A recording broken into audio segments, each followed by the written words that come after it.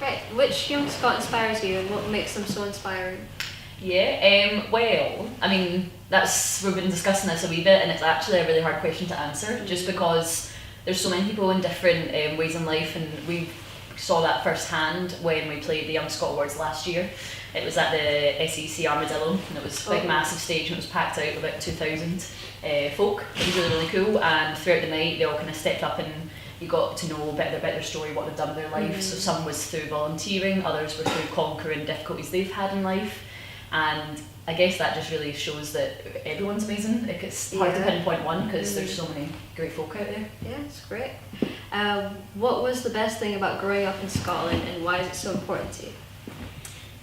I feel like you travel a lot, Harris. You enjoy Scotland. Do a bit of travelling. I think an important thing about Scotland is we have so much at our doorstep, and we don't always realise it, but it's worth realising, you know, well, being here in Shetland today, we got up this morning, we went on a nice walk, and even if you live in Glasgow, which I do, I'm from Glasgow, I've got great access to arts and culture and music just in the city, and you could be in the car or bus for like 15 or 25 minutes and be somewhere that's totally countryside and beautiful, and you can go on like nice walks and do a bit of, you know, camping or fishing, whatever you're into, like my fishing.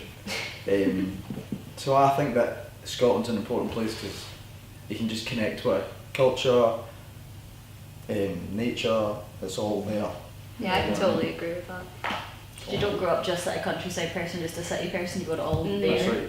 And I think a lot of folk as well, that's like one of the first things when we meet someone from a different country, they just say how friendly and nice Scottish folk are. Yeah. And I think we've seen that through like us building as a band, like we've had so much great support from this country as a whole. And I think that's just because we really support each other and just good guys. Yeah. Great. What would you most like people from older generations to know about young people, and why? That's a question. You're quite good with the young generation. You could probably answer this. Thank you. Yeah. Right, a good role model. they're surprising anyway, for sure, is what I would say. A lot of people do have bad opinions on young people, particularly if you are from the kind of central region in Scotland, because it is quite bad in terms of that, but a lot of them are quite thoughtful and all get out and do, you know, they encourage other young people to get involved in better activities and stuff. There's loads of youth clubs and stuff like that young people are encouraged to go to, and a lot of them do and really enjoy it. So they're not all as bad as they seem. Yeah. Is what I would say. I think it is difficult, like we have to understand as young folk as well, like the times we live in now, like it was completely different 40 years ago from like when other people would have been grown up or been the same age as we are, and like that's difficult to come around to as well. Like there's silly things I can get annoyed at my dad over because he's like, oh, I don't know how to send this email or whatever. I'm just like, oh, do you do that? It's so easy.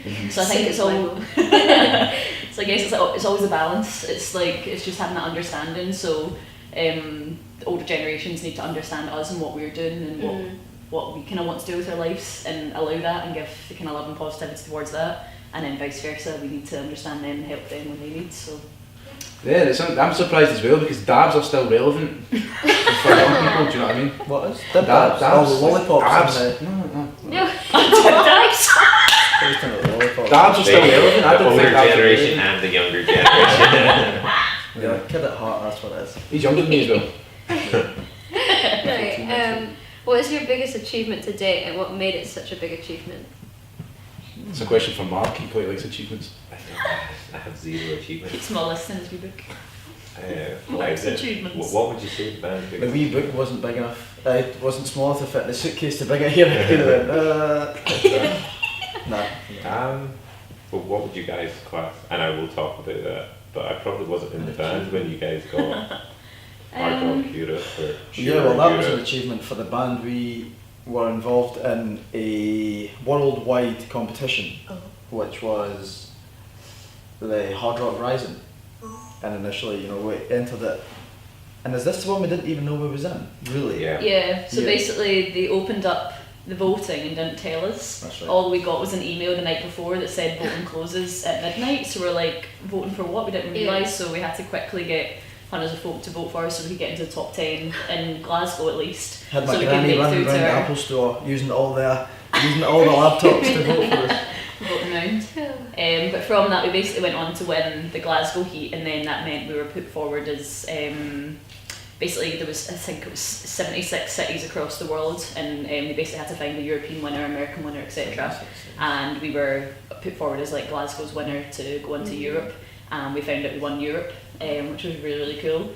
So we got like to make a music video and get it put in all the hard rock cafes across the full of Europe.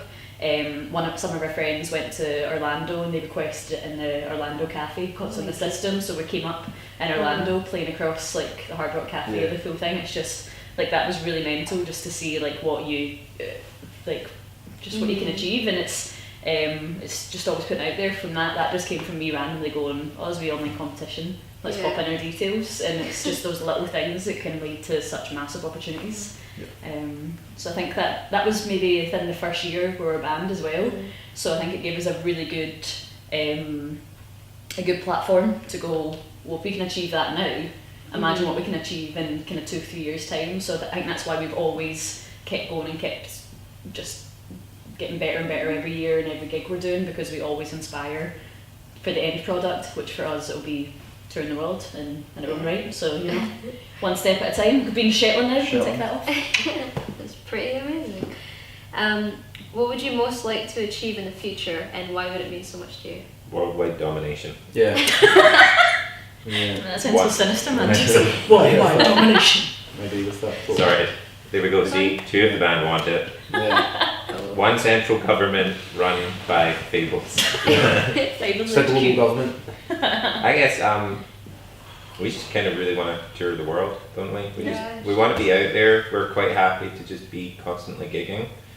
We're not in it really for fame or fortune. We are in it for music. So we'd just be happy to be playing shows every night, getting some scran after it.